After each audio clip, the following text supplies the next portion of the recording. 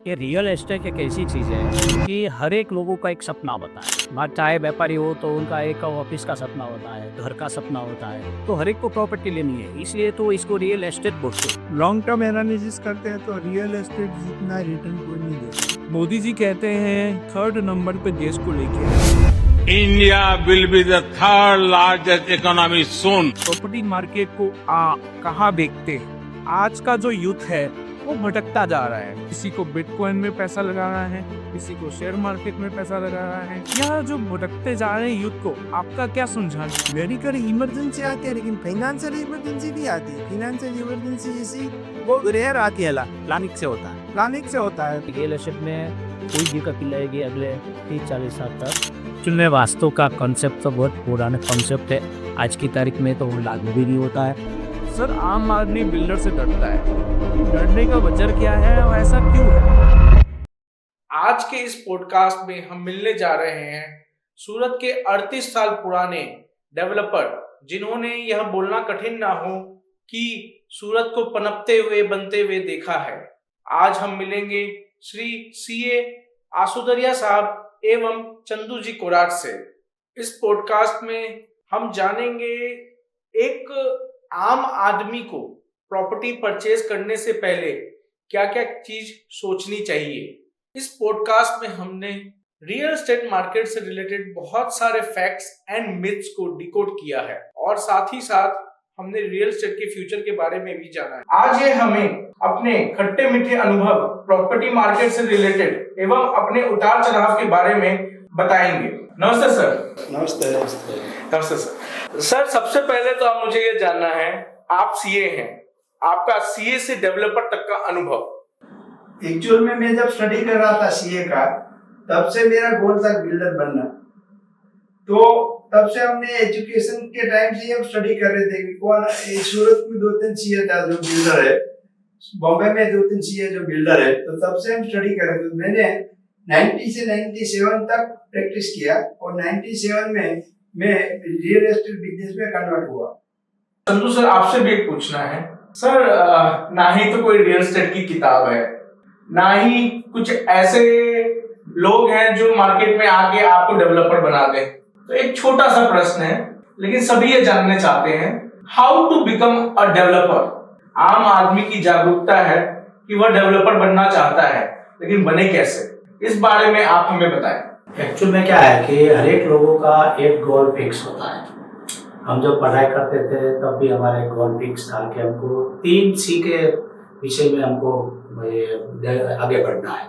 एक तो था इसमें केमिकल, दूसरा था इसमें कॉल्सी का मतलब माइन, और तीसरा था कंस्ट्रक्शन। तो कंस्ट्रक्शन में हमको क्या है, मैं तो हमारी पहले से हमारी कैरियर चालू हुई तो प्रोविजन स्टोर से शुरू किया। फिर इस समय में हम लोगों ने सोचा कि भाई ये प्रोविजन स्टोर में हम इतना बड़ा आदमी नहीं बन सकते, तो हमको बड़ा आदमी बनने का एक लक्ष्य था, हमारा एक गोल था। तो उस समय में हमने टेक्सटाइल मार्केट में जाने का सोचा। तो उस समय मैंने एक सिद्धपुर इंडस्ट्रियल में प्लॉट लिया, इसमें वहाँ पे एक शेड बनाया। तब लोन की दिक्कत थी, पेपर नहीं मिलते थे, लोन मिलता नहीं था। फिर भी एक हौसला था कि हमको एक उद्योग शुरू करना है। उस समय में हमारे एक दूसरे पड़ोसी आए तो उसका लोन हो गया था, उसको इलेक्शन मशीन की तारीख आ गई थी, उसके पास शेयर तैयार नहीं हुआ था। तो मेरे पास आया, बोला तो आपका शेयर मेरे को दे। प्रथम दृष्टि में तो मैंने नाम बोल दिया कि मेरे को खुद को ये चालू करना है, तो मैं क्यों दे दूं। फिर मेरा टर्निंग पॉइंट वहां से शुरू हुआ। रात के समय मैंने सोचा कि कब मेरा लोन होगा, कब मैं प्रोडक्शन में आऊँ, कब मैं सेल्स करूँ, कब मैं पैसा कमाऊँ। इसके हिसाब से यही दे दूं तो क्या गलत है। सही बात। तो मैंने 1.5 लाख रुपए में तैयार हुआ शेयर, मैंने उसको 2.5 के करीबन ऐसा कुछ बोला, तो वो मेरा सौदा हो गया। तो मैंने बोला चलो अभी तो इसमें तो तुरंत पैसा मिलता है। तो ये हमारा टर्निंग पॉइंट हो गया। वहां से 1 से 2, 2 से 5 ऐसे हम ये लाइन आ गए। सर आज मियाँ बीवी भी 2 साल नहीं रह पाते, आप दोनों एज अ पार्टनर 38 साल से साथ हैं, यह एक बहुत बड़ी बात है। आप दोनों के पार्टनरशिप के बारे में बताएं। कोई भी पार्टनरशिप चला नहीं था, आपको इसमें 3 चीज चाहिए। एक तो आपका मन चाहिए कि मेरे को परमानेंट रहना है। दूसरा मोस्ट इम्पोर्टेंट है इंटीग्रिटी, आपकी नीतिमत्ता। इंटीग्रिटी पहले चाहिए। अगर आपकी इंटीग्रिटी है तो कोई दिक्कत नहीं है पार्टनरशिप में। तीसरा है डेडिकेटेड हार्डवर्क, कंपनी के लिए डेडिकेटेड हार्डवर्क करने का। हमारी कंपनी में रूल है, हम हमारा पर्सनल बिजनेस नहीं कर सकते। अच्छा। This is the most important principle. अगर मेरा ध्यान दूसरी जगह पे जाएगा तो कंपनी को नुकसान होगा।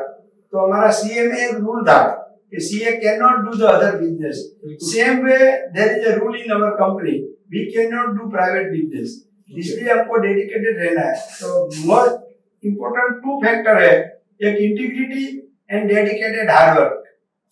सर 38 साल, 35 प्रोजेक्ट, इतने उतार चढ़ाव, प्राकृतिक आपदाएं जैसे कोरोना, अर्थक्वेक, जीएसटी, गवर्नमेंट नीतियां, उसके बावजूद आज आप 38 साल तक मार्केट में सरवाइव कर रहे हैं। सरवाइव नहीं कर रहे हैं, आज रघुवीर टॉप 5 बिल्डरों में आता है।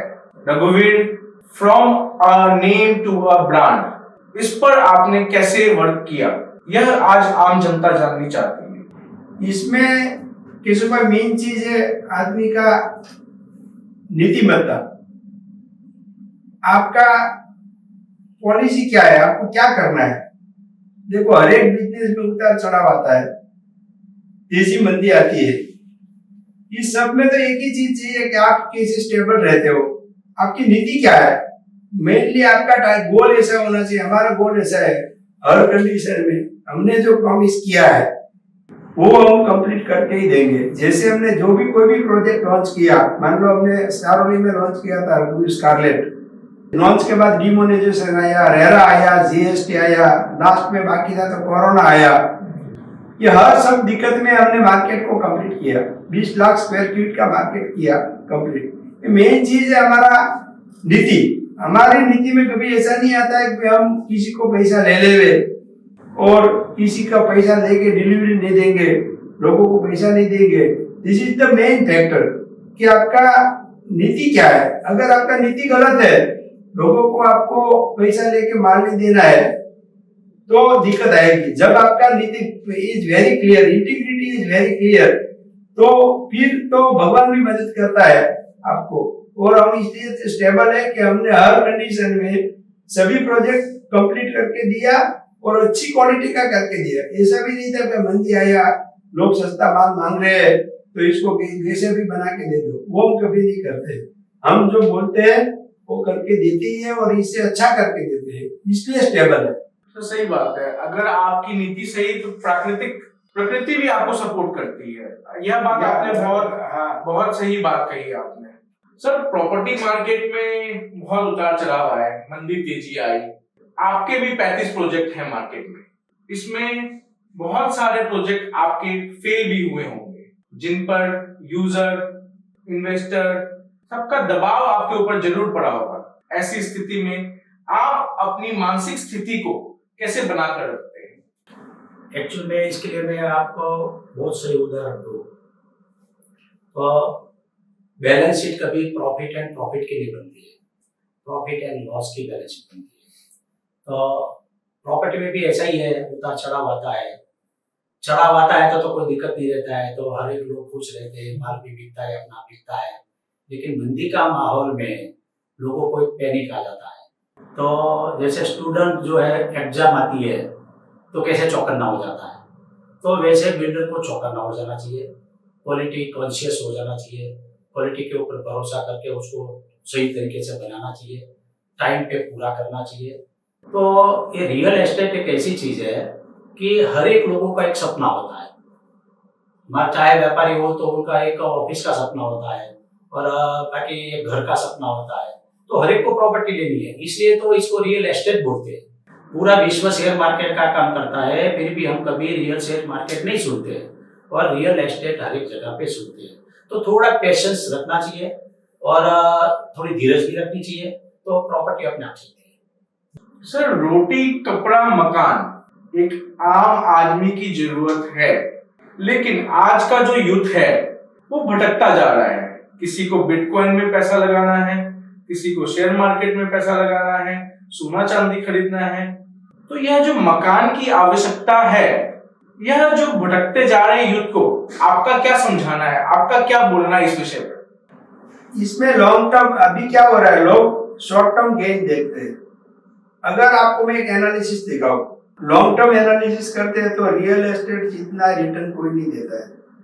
आप 1950 से चालू करो, 1950 में पूरे इंडिया में आप कोई भी लैंड देखो तो 3 लाख का 1 बीघा मिल रही है। आज आप पूरे इंडिया में जाओ तो कहीं से 5 लाख बीघा के नीचे रेट नहीं है एवरेज।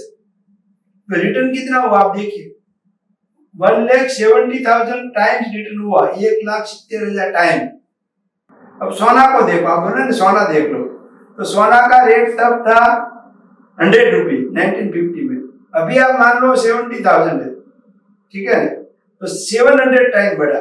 1,70,000 टाइम के सामने 700 है, तो आपको पता लग जाएगा कि क्या करना चाहिए। ये तो लोग क्या है सोचते नहीं है भाई, रियल एस्टेट जितना रिटर्न लॉन्ग टर्म में कोई भी बिजनेस नहीं देगा, शेयर बाजार नहीं देगा, बिटकॉइन तो बात ही छोड़ दो, वो तो कुछ है ही नहीं, इसमें तो कुछ करना ही नहीं, जिसका कोई बेस ही नहीं है।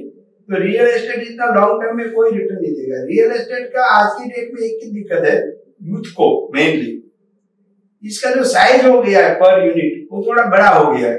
मान लो किसी को 10,000 में कुछ करना है तो 10,000 में 11,000 में SIP कर सकता है, रियल एस्टेट में कुछ नहीं कर सकता, इसलिए लोग SIP की तरफ जा रहे हैं। रियल एस्टेट में क्या है, it's required some huge amount.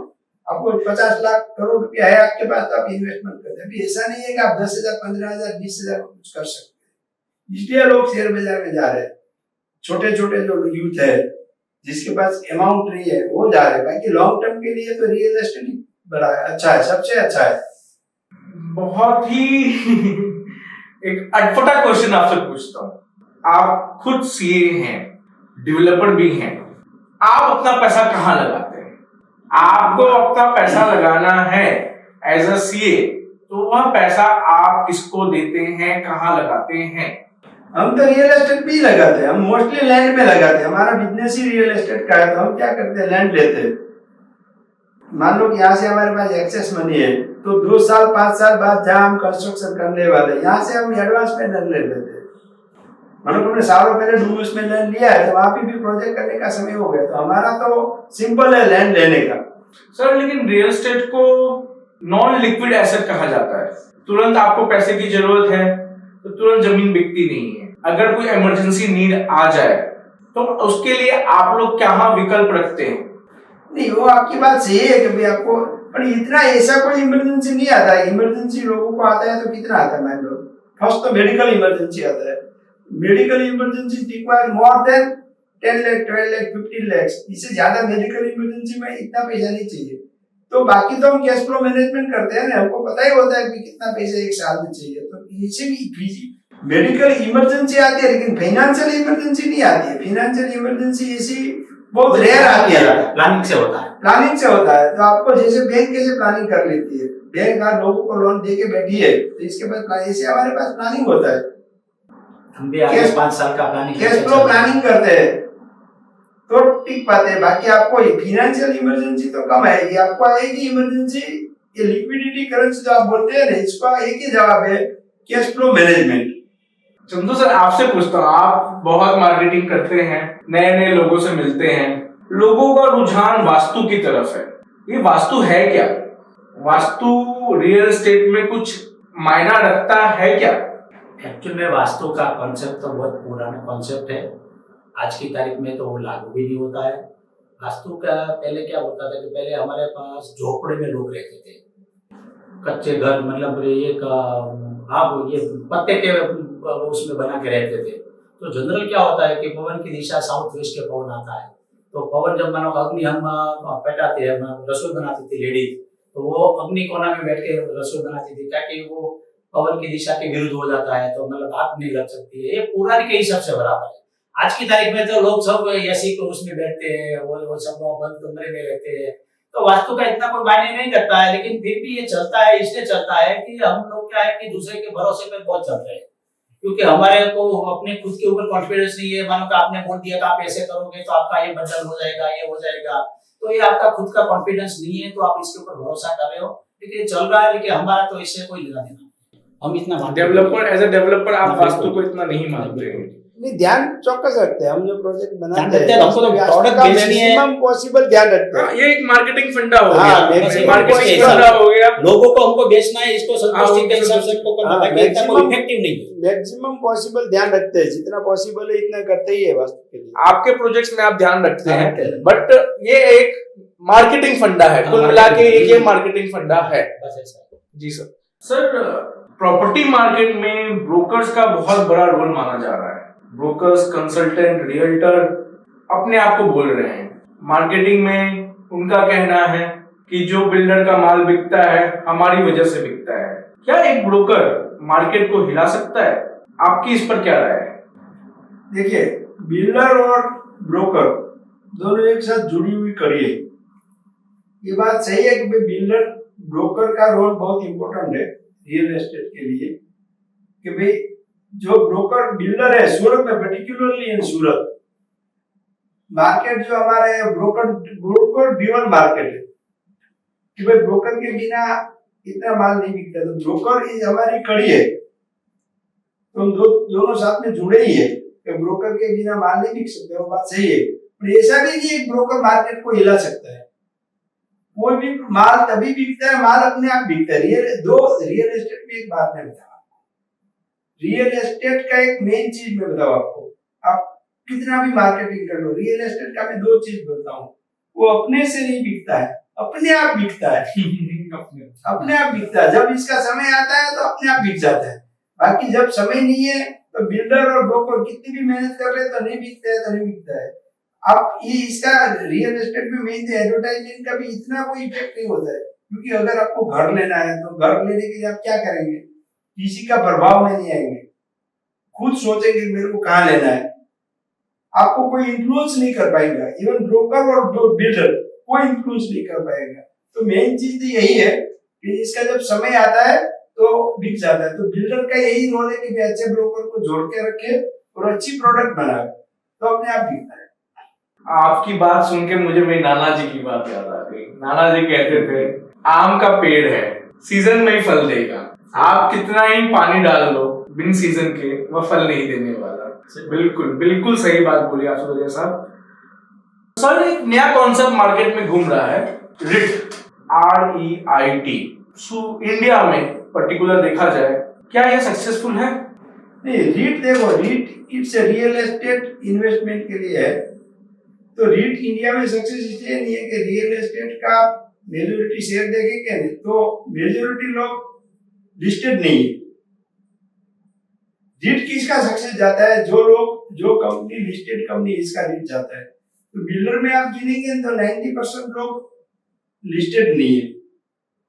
तो रीट इसलिए सक्सेस नहीं है कि लोगों को समझ में ही नहीं आता है, विश्वास ही नहीं आएगा जब तक कोई आदमी BSE NSE में कोई कंपनी लिस्टेड नहीं है, वो रीट लाएगा तो ही सक्सेस होगा। अच्छा, इसका रीजन यही है कि 90% लोग NSE BSE में पब्लिक कंपनी नहीं है। In short, it's not a public limited company, सब मोस्टली प्राइवेटली होल्ड कंपनी है, इसलिए रीट सक्सेस नहीं हो रहा है। बीच में यह मार्केट में बहुत चर्चाएं थी प्रॉपर्टी स्कैम्स को लेकर, दिखाना कुछ बनाना कुछ, डिलीवरी का अता पता नहीं। कॉमन पब्लिक, आम जनता इस बात से परेशान है, दुखी है, क्या करे? रेरा आया, रेरा में भी समाधान बहुत ही धीरे धीरे हो रहा है। प्रॉपर्टी स्कैम्स को कैसा रोका जाए? एक्चुअली प्रॉपर्टी में स्कैम है ही नहीं। रियल जो बिल्डर है वो कभी स्कैम नहीं करता है। आप ये पूरा इंडिया का एनालिसिस कर लेना, जो भी स्कैम किया है एक्चुअल में जो नॉन बिल्डर लोग हैं, जो हमारे बिजनेस में आते हैं, जिसको एक्सपीरियंस नहीं है, इसके पास फंड नहीं है, शायद इसका इरादा भी नहीं होगा कि हमको स्कैम करना है, लेकिन हो जाता है इसलिए होता है कि इट्स रिक्वायर्ड ह्यूज इन्वेस्टमेंट। यहाँ पे ऐसा नहीं है कि आपको रियल एस्टेट में मेन थिंग ये है कि आपको पैसा डालना ही डालना है, आपका माल बिकेगा या नहीं बिकेगा। Once you start the project you have to complete it in any condition. आपको रेरा आएगा, GST आएगा, डिमोनेटाइजेशन आएगा, कोरोना आएगा, आपको बिल्डिंग कंप्लीट करना ही पड़ता है। तो स्कैम नहीं होता है, लेकिन स्कैम इसलिए बन जाता है कि जो जिसके पास कैपिटल नहीं है, जो नए लोग दूसरे बिजनेस से डाइवर्ट होते हैं, इसको पता नहीं होता है इसका अप्स एंड डाउन, इसलिए वो फंस जाते हैं, और फंस जाते हैं तो लोगों को ऐसा लगता है कि हमारा साथ चीटिंग हो गया। इसलिए लोगों को खास ध्यान यही रखना चाहिए कि जो जिसके पास वो जावे, इसका हिस्ट्री देखना चाहिए कि इसने कितना प्रोजेक्ट बनाया है, डिलीवरी किया है कि नहीं किया है। अननोन लोग जो आते हैं डाइवर्सिफिकेशन करके पहला प्रोजेक्ट किया है, ये सब देख के नहीं किया तो कोई प्रॉब्लम नहीं है। सूरत में आज की डेट में देखो जो भी प्रॉब्लम आया है वो नॉन बिल्डर का ही है। जो रेगुलर बिल्डर है इसने सबने अपने हिसाब से डिलीवरी दिया ही है। और बिल्डर की डेफिनेशन ही ऐसी होती है कि मानो कि कोई भी प्रोजेक्ट लॉन्च किया, एक भी फ्लैट अगर तो एक भी हाउस बुक नहीं हुआ और बिल्डर प्रोजेक्ट पूरा कर देने की क्षमता वाले को बिल्डर बोलते हैं, तो स्कैम होगा ही नहीं। लेकिन ये क्या है कि जो कस्टमर आता है ना वो सोर्स नहीं करता है, और ऐसे भी मानो कि कोई प्रलोभन में आ जाता है। सूरत में तो ऐसा है कि कोई मानो कि खाना खिला रहा है, कोई सोन चांदी बांट रहा है, कोई सोना बांट रहा है, ड्रॉ कर रहा है, तो इसके प्रभाव में आ जाते हैं। अच्छे बिल्डर ऐसे कुछ नहीं करता है। सर 38 साल 35 प्रोजेक्ट, हर बार आपने अपने अनुभव से अपग्रेडेशन किया। Upgradation needs a cost. अब आजू बाजू में जैसा आसुदर्य साहब ने बोला, नए नए बिल्डर आ गए, उन्होंने अपना माल बेचने के लिए आपने बोला सोना चांदी बांट दिया, कॉस्टिंग उन्होंने कम नफे में काम कर लिया, क्वालिटी नहीं दिया।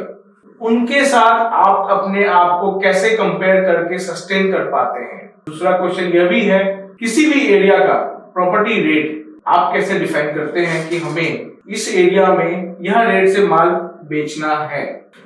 एक्चुअल में क्या है, रियल एस्टेट जो डेवलपर किसको बोलते हैं? डेवलपर ऑलवेज आगे की दृष्टि से देखता है, जनरल पब्लिक वर्तमान में देखती है, और डेवलपर 10 साल आगे का सोचता है।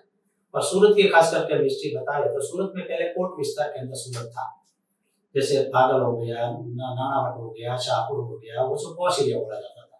लेकिन इसके बाद क्या होता है कि भाई गवर्नमेंट की स्कीम लाती है, रोड रास्ते का प्लानिंग करती है, और डेवलपर में मतलब गार्डन का ये सब प्रोविजन होता है। तो इसके बाद जैसे अठवा लाइन से ये सब नानपुरा, ये सब अठवा लाइन से डेवलप हुआ। हर 4-5 साल जाते हैं ना तो सिटी का नया डेवलपमेंट के रूप में कुछ न कुछ गवर्नमेंट डेवलप करती है, तो हम लोग आगे आगे चले जाते हैं। बाद में सिटी लाइट बटर आया, तब भाई इसके बाद में अब ये वेसु आ गया। वेसु का जब हम बात करें 2001 के करीबन की, तो कई लोग ऐसे बोलते थे कि भाई जंगल बन जाएगा। लेकिन मैं जो ऐसे बोला ना कि भाई डेवलपर्स आगे का सोचता है, तो लोगों को मन में ऐसा था कि भाई भटा सिटी लाइन अठवा लाइन छोड़ के वहां पहुंच जाएगा। लेकिन डेवलपमेंट ही इतना अच्छा हो गया, रोड रास्ते का प्लानिंग हो गया, पहले सिटी लाइन तक पार्किंग की व्यवस्था नहीं थी और कॉमन फैसिलिटीज की व्यवस्था नहीं थी, ये सब मिलने लगा। तो ये और ऑटोमेटिक प्रक्रिया है, और हर एक 5-7-10 साल में सिटी का विकास होना है तो पुराना सिटी का लोग निकल के बाहर जाते हैं, और ये हर एक लोगों को नया अच्छा घर, फैसिलिटी वाला घर चाहिए, तो नया में मिलता है। इसके बाद हमें डूमस का भी नंबर लगने वाला है, अगले 5 साल में डूमस चलेगा। जी चंद्र भाई, आपसे यह पूछना था, मोदी जी कहते हैं कि थर्ड नंबर पे देश को लेके आएंगे। थर्ड नंबर पे लाना इतनी आसान बात नहीं है, मोदी जी का सपना है। इस पर आपकी प्रॉपर्टी मार्केट को लेकर क्या राय है? प्रॉपर्टी मार्केट को आप कहाँ देखते हैं? एक्चुअल में आप देखने जाओ ना तो इंडिया जो है ना, अभी ज्यादातर रूरल में बसने वाला इंडिया है, मतलब ज्यादातर पब्लिक रूरल में है, गांव में रहती है। तो शहरीकरण भी बहुत हो रहा है। शहरीकरण में अभी मेरे ख्याल से 30-35% शहरीकरण है, बाकी क्या 60-65% अभी आबादी गाँव में रहती है। तो धीरे धीरे अभी जो नया जनरेशन आ रहा है वो भी गाँव से शहर की ओर प्रगति कर रहा है। तो रियल एस्टेट में तो हम इसलिए बोल रहे हैं कि रियल एस्टेट में कोई दिक्कत नहीं आएगी अगले 30-40 साल तक, क्योंकि हर एक को घर का एक सपना होता है। तो ये जो गांव से जो लोग आएंगे उसके लिए भी और मकान की आवश्यकता रहेगी। और सूरत में अभी देखें तो सूरत में भी नया ये जो डेवलपमेंट हो रहा है और जो नया पब्लिक आया है वो एक्चुअल में यूजर बेस्ड मार्केट हो गया है, अभी कोई इन्वेस्टर बेस्ड मार्केट नहीं रहा है। तो इसमें रियल एस्टेट को तो मेरे को लगता है कि अगले 10-15-20 साल कोई टेंशन नहीं है। प्रॉपर्टी रेट्स को आप कहाँ देखते हैं? प्रॉपर्टी रेट में तो सूरत ऐसे देखने जाओ तो सूरत की समकक्ष की सिटी का देखने का प्रयास करें तो सूरत एकदम सस्ता पड़ा है दूसरी सिटी की तरह। दूसरे में मान के एवरेज 7-8-10 हजार का भाव है, सूरत अभी 5-6 हजार में अभी काम हो रहा है। तो सूरत सस्ता है, इसलिए कोई दिक्कत नहीं है। दूसरा में गुजरात शांत सिटी के रूप में, मतलब गुजरात स्टेट के हिसाब से लोगों को आज वेस्ट बंगाल से काफी लोग यहाँ पे आ रहे हैं, दिल्ली से काफी लोग यहाँ पे आ रहे हैं बिजनेस के हिसाब से। अभी हमारे मानो कि तिरुपुर वाले यहाँ पे एक्सपोर्ट तो सब यहाँ पे आए थे सर्वे करने के हिसाब से, तो उसको भी सूरत मार्केट एकदम चीप लगा, उसको भी ऐसा लगा कि भाई सूरत में अपॉर्चुनिटी बहुत है। तो ये हिसाब से अभी सूरत इंटरनेशनल एयरपोर्ट चालू होगा। दूसरा नंबर में डायमंड मार्केट बन रहा है, दूसरा नंबर में मोदी जी का सपना है ड्रीम सिटी बनाने का। तो प्लानिंग के हिसाब से सब चलता है। तो मोदी साहब का जो विजन है वो हिसाब से हम देखने जाए तो थर्ड इकोनॉमी बनने में सूरत को काफी सहयोगी है। आशुतोष साहब, मोदी जी का सपना है इंडिया को थर्ड नंबर पर लेके आना। अब इसके लिए जो इंडिया मार्केट है, प्रॉपर्टी मार्केट की विशेष बात करूं मैं तो प्रॉपर्टी मार्केट के रेट्स को आप कहां देखते हैं? फॉरेन इन्वेस्टर्स को क्या अभी इंडिया मार्केट में इन्वेस्टमेंट करना चाहिए? यस, अच्छा सर क्वेश्चन है आपका। अब if you compare the India with others, अब यूके के साथ कंपेयर करो, दुबई के साथ कंपेयर करो, बाकी कोई भी सिटी के साथ, न्यूयॉर्क के साथ कंपेयर करो, तो इंडिया का जो आज के डेट में जो रियल एस्टेट मार्केट है वो एकदम सस्ता है, इतना कोई महंगा नहीं है कि अफोर्ड नहीं कर पाएंगे।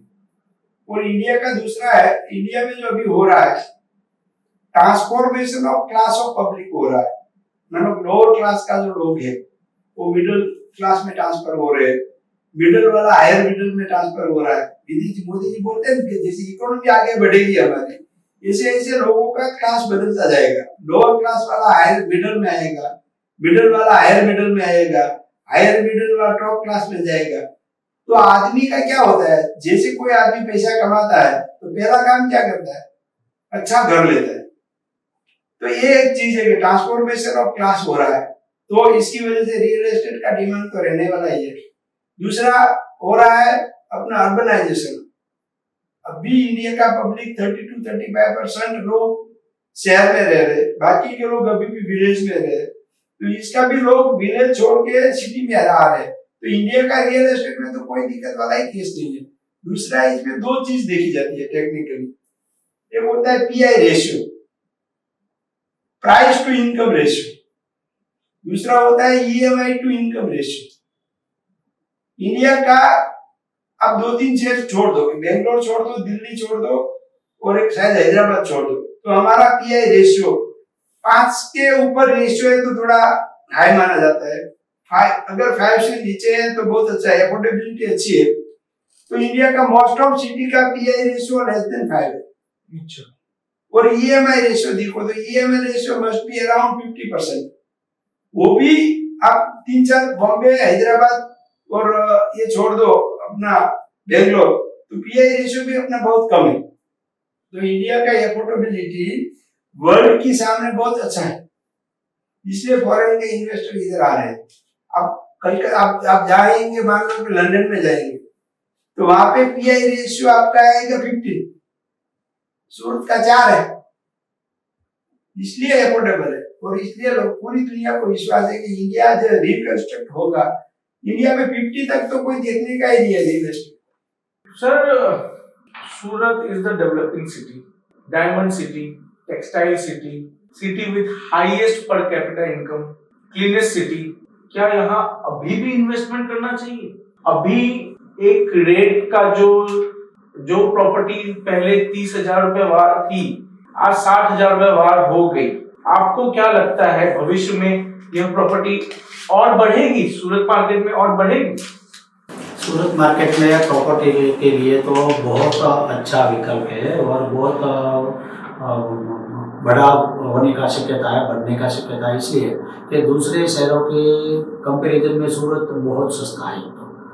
आज एक हम लोग सूरत की संपर्क की सिटी की बात करें तो वहाँ पे एवरेज 8-9-10 हज़ार का भाव चल रहा है और सूरत में एवरेज 5-6 हज़ार में अभी प्रॉपर्टी है। सूरत की कंस्ट्रक्शन की क्वालिटी सबसे बेहतरीन है, इवन बॉम्बे से भी कंस्ट्रक्शन की क्वालिटी अच्छी है। और फैसिलिटी वाइज देखो, हर एक बिल्डर प्रयास ये कर रहा है कि हम कम बजट में अच्छी से अच्छी फैसिलिटी देने का प्रयास कर रहा है।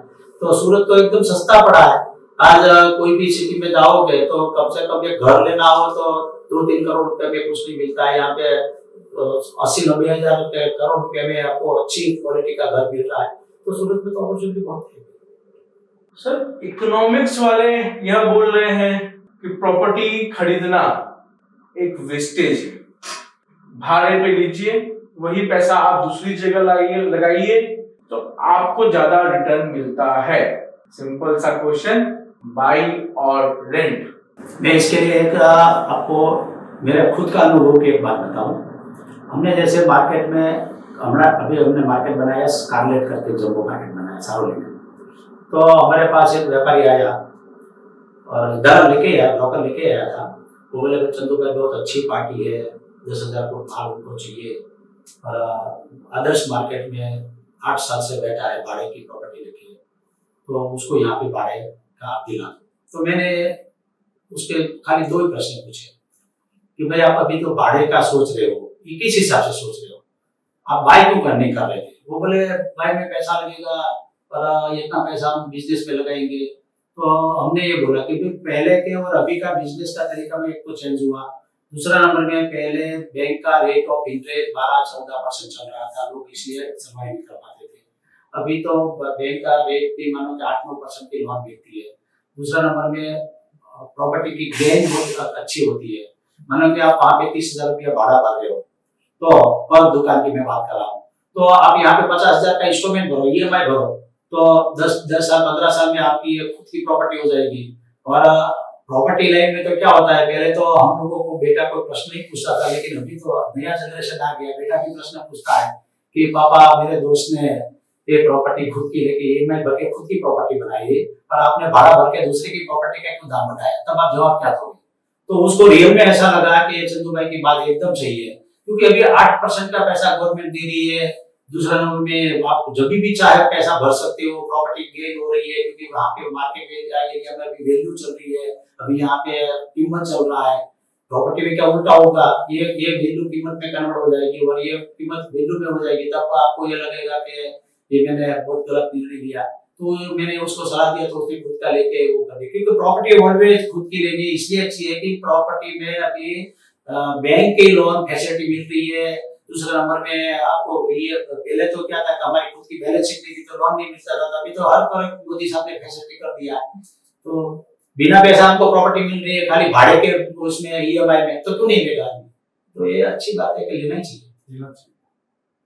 एक नया इन्वेस्टर मार्केट में आता है, उसकी कोई समझ नहीं कहाँ पैसा डालना है, उसको प्रॉपर्टी खरीदनी भी है।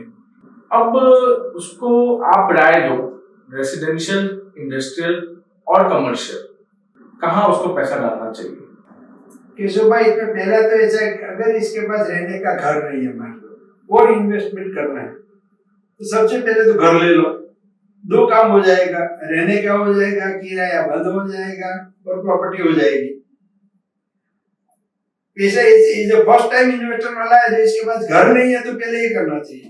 अगर इसके पास सही तरीके का घर है तो इसको मान लो कोई शोरूम मिलेगा, showroom is the best solution. अगर आप कोई आदमी आज मान लो कि सूरत में भी कहीं पे सिटी पे VIP रोड पे कहीं पे भी ले लेता है ग्राउंड फ्लोर पे शोरूम, तो इसका रेंट इसको अच्छा ही मिल रहा है, तो इसको 5 to 6% ROI मिल जाएगा। मान लो कि इसने 8% पे लोन ले लिया, सिंपल है, LRD कर लेगा। LRD आपको पता है ना, लीज रेंटल डिस्काउंटिंग होता है। अब 12 बैंक को दे दो तो प्रॉपर्टी आपकी ऐसे ही हो जाएगी। और अब मान लो 10 साल आपने 12 बैंक को दे दिया, आपने कुछ जेब से नहीं निकाला, तो 10 साल में वो किराया अपने आप लोन भर देगा। अभी तो बैंक लॉन्ग टर्म लोन दे रही है, तो खुद का कुछ नहीं, बिना निकाले भाड़े से आपकी प्रॉपर्टी हो गई और 10 साल में बताओ आपको 3 टाइम्स रेट हो जाएगा। तो प्रॉपर्टी में आपको इन्वेस्टमेंट में 2 चीज, अभी लोग क्या देख रहे हैं, सिर्फ ROI देख रहे हैं कि मैं कर रहा हूँ, इसका ROI क्या है, इसका जो प्राइस राइज है इसके ROI में ऐड करो। समझ गए? आप मान लो कोई ऐसी जगह पे इन्वेस्टमेंट करते हो जहाँ पे आप सिर्फ ROI देखते हो, आप ROI प्लस रेंट दोनों मिक्स करो तो प्रॉपर्टी जितना रिटर्न कोई नहीं देगा। तो इसको मेस्ट तो सिटी में बाहर मत जाना चाहिए, बाहर दूर इंडस्ट्री में जाएगा तो लाइफ शायद फंस जाएगा। विद इन द सिटी इसको सबसे अच्छा फायदा रहेगा। सर, आपके माथे बहुत सी रिस्पॉन्सिबिलिटीज हैं, आपको आपके स्टेक होल्डर्स, इन्वेस्टर्स, हर किसी को जवाब देना है। सर, आपका इन्वेस्टमेंट भी बहुत लंबा है, फिगर्स में बात करें तो हम सोच भी नहीं सकते, तो आपको डर नहीं लगता? अभी का माहौल बात करें तो बाजार में थोड़ी मंदी है, इन्वेस्टर बाजार में नहीं है, यूजर अवेलेबल है लेकिन यूजर की चॉइसेस बहुत बढ़ गई हैं। ऐसे माहौल में आप अपने आप को कैसे तैयार रखते हो और क्या करते हो, अपने डर को कैसे बताते हो, हमें भी बताइए इस बारे में। जो कोई भी बिजनेसमैन है ना, वो साहसिक वृत्ति वाला आदमी ही बिजनेसमैन बन सकता है, वरना नौकरी करता है। तो डर का तो प्रश्न ही नहीं है। डर इसलिए नहीं है कि भाई कोई भी बिजनेस करते हैं तो उसमें तो तेजी मंदी तो आने वाली है, हम मेंटली प्रिपेयर होके बैठे हैं। और अब बात रही नया नया प्रोजेक्ट लाने की, तो हम क्या सोचते हैं कि भाई माहौल के हिसाब से हम प्रोजेक्ट लाते हैं। जैसे कोई बड़ा एकदम अच्छा माहौल हो जाए तो हम प्रीमियम सेगमेंट में चले जाते हैं, बाकी नहीं तो हम टिकट साइड का प्रोजेक्ट लाते हैं। अभी हम क्या करते हैं, हम मैक्सिमम प्रोजेक्ट जो लाए वो टिकट साइड का प्रोजेक्ट लाए कि लोगों को एक एफोर्डेबल लाए कि कम बजट में हम 3 BHK दे रहे हैं। तो कई लोगों का, मेजोरिटी लोगों का यही एक सवाल होता है कि हमको एक अच्छा सा घर लेना है। तो वो हम क्या करते हैं, इसमें मैक्सिमम फैसिलिटी देते हैं। जैसे प्रीमियम सेगमेंट में जो फैसिलिटी देता है बिल्डर, वो हम अभी शारोन का एक प्रोजेक्ट लाए समझो। तो सूरत में जो 4-5 करोड़ का 6 करोड़ का फ्लैट में जो फैसिलिटी मिलती है वो हम 70 लाख करोड़ रुपये में हम दे रहे हैं। क्योंकि हमने ये सोचा कि हर एक व्यक्ति कोई 5-7 करोड़ का फ्लैट नहीं ले सकता है, लेकिन उसका अरमान तो हर एक व्यक्ति का 5-7 करोड़ का होता है। तो उसको ध्यान में रखते हुए हमने प्रोजेक्ट लाया कि जैसे 2 बच्चा स्कूल में साथ में पढ़ाई करता हो, एक बच्चा एकदम टॉप कैटेगरी से आता हो, एक बच्चा मिडिल रेंज से आता हो, दोनों के बच्चों के बीच में जब घर के बारे में बात निकलती है तो वो बच्चा एकदम हाई क्लास करता है, ये बच्चे को लघुता करते होता है। तो इंफीरियरिटी कॉम्प्लेक्स दूर करने का प्रयत्न करने के हिसाब से प्रोजेक्ट लाए। तो कॉमन फैसिलिटी इतना जबरदस्त है, आपके लोग आते हैं तो उसको ऐसा लगे कि 5-7 करोड़ का फ्लैट होगा, वास्तव में 1 करोड़ का फ्लैट है। तो हम इस टाइप का सोच के वो प्लानिंग करते हैं तो डर नहीं लगता है। सर, आम आदमी यह जानना चाहता है, इस बार बजट में एक वर्ड हाईलाइट हुआ, वह वर्ड था इंडेक्सेशन। राघव जी चड्ढा जो आम आदमी पार्टी के हैं, उन्होंने भी इंडेक्सेशन के ऊपर बहुत बड़ी स्पीच दी पार्लियामेंट में। अब ये इंडेक्सेशन है क्या, ये आम आदमी जानना चाहता है। केशव भाई, एक्चुअली इंडेक्सेशन ऐसा है, सिंपल भाषा में बोले तो आपने जो प्रॉपर्टी खरीदा था मान लो 2001 में, अभी इसमें जो प्राइस राइज हुआ अपना, ये इंडेक्सेशन जो जोड़ते हैं इन्फ्लेशन रेट से। गवर्नमेंट हर साल इंडेक्सेशन का रेट डिक्लेयर करती है। जैसे इन्फ्लेशन बढ़ता है, मानो आपने 1 लाख की प्रॉपर्टी ली थी 2001 में, तो अभी इसकी प्राइस गवर्नमेंट मानती है इंडेक्सेशन लगे कि आपको 4 लाख में बेचो तब तक टैक्स नहीं आएगा। That is indexation. गवर्नमेंट हर साल इंडेक्सेशन का फिगर डिक्लेयर करती है कि 2001 में इसकी प्राइस 1 गिनो तो अभी 4 गिनो। That is indexation. अभी जो गवर्नमेंट लाई नए में, वो ऐसा लाए कि भाई इंडेक्सेशन हटा दिया, अब कुछ भी बेचो तो आपको पहले जो रेट था 20% था लॉन्ग टर्म में, वो गवर्नमेंट ने अभी घटा के 5.5 कर दिया, 12.5 कर दिया, और बोल दिया कि हम इंडेक्सेशन का 1 रुपया का जो 4 रुपया बाद देते थे वो नहीं देंगे। लेकिन इसका इम्पैक्ट बहुत बड़ा आ रहा था। कोई आदमी मान लो कि ये नई रिजीम में माल वो अपना फ्लैट बेचता है तो पहले 10 लाख टैक्स आता था, अभी 30 लाख आ जाता था। तो बहुत लोगों ने रिप्रेजेंटेशन किया गवर्नमेंट को कि भाई ये गलत हो रहा है। गवर्नमेंट का ऐसा आइडिया था कि हमको टैक्स ज्यादा नहीं चाहिए, हमको तो सिंप्लीफिकेशन चाहिए, क्योंकि इसमें बहुत कॉम्प्लिकेशन होते थे प्राइस में। इंडेक्सेशन क्या लेने का क्या नहीं लेने का बहुत सारे कॉम्प्लिकेशन हो रहे थे, इसलिए गवर्नमेंट ने सिंप्लीफिकेशन के लिए किया। लेकिन गवर्नमेंट ने भी गिनती नहीं किया कि टैक्स कितना आएगा। तो फिर गवर्नमेंट को भी रियलाइज हुआ कि गलत हो रहा है, तो गवर्नमेंट ने भी 2 ऑप्शन दे दिया है कि जिसको पुराने में जाना है इंडेक्सेशन लेके टैक्स भरना है तो 20% भर दो, वो डायरेक्ट जाना है तो 12.5 भर दो। जो अभी खरीद रहे हो, अर्जेंट में जो बेच रहे हैं, आज खरीद के कल बेचेगा, 1 साल में बेचेगा, इसको नए में फायदा होगा। जो पुरानी प्रॉपर्टी बेच रहा है इसको ओल्ड में फायदा। अभी गवर्नमेंट ने दोनों ऑप्शन दे दिया है। अब जिसमें भी जाना है, जिसमें कम टैक्स आता है इसमें लोग जाते हैं। आम आदमी यह जानना चाहता है कि इंडेक्सेशन से उसके ऊपर क्या प्रभाव पड़ रहा है। आम आदमी के ऊपर तो कोई प्रभाव नहीं पड़ने वाला। प्रभाव जो प्रॉपर्टी बेचेगा इसके ऊपर ही पड़ेगा। आम आदमी को कोई लेना देना है, जिसको प्रॉपर्टी लेके बेचना है या पुरानी प्रॉपर्टी भी इसको ही लागू पड़ता है, बाकी किसी को कोई लेना देना नहीं। जनरल पब्लिक को कुछ लेना देना नहीं है इससे। आपने एक वर्ड यूज किया EMI रेशियो। अब ये बहुत ही टेक्निकल वर्ड है, अगर सही बोलो तो मुझे भी इस बारे में नहीं पता। EMI रेशियो होता क्या है? रियल एस्टेट रिलेटेड दो इश्यू है, दो रेशियो है, एक है पीआई रेशियो और दूसरा है ईएमआई टू इनकम रेशियो।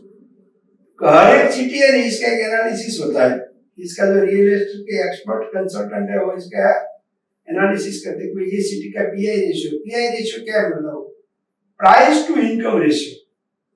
ये सिटी की प्राइस, आपकी जो सिटी की एवरेज इनकम मान लो 10 लाख है, तो यहाँ का फ्लैट 50 लाख की ज्यादा नहीं चाहिए जिसकी कीमत, इसको बोलते पीआई रेशियो। मान लो कि एवरेज इनकम 20 लाख है, तो करोड़ से ज्यादा फ्लैट की प्राइस नहीं होनी चाहिए।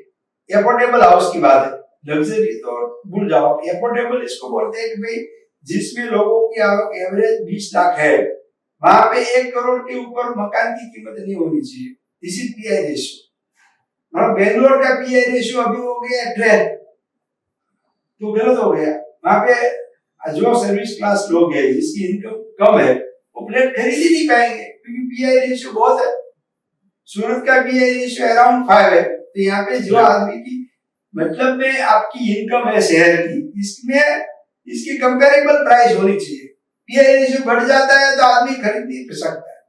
मानो कभी बॉम्बे में वही है ना, पीआई रेशियो ज्यादा है। यहाँ सूरत में हम जो 1 करोड़ में फ्लैट दे रहे हैं, बॉम्बे में 8 करोड़ में मिल रहा है।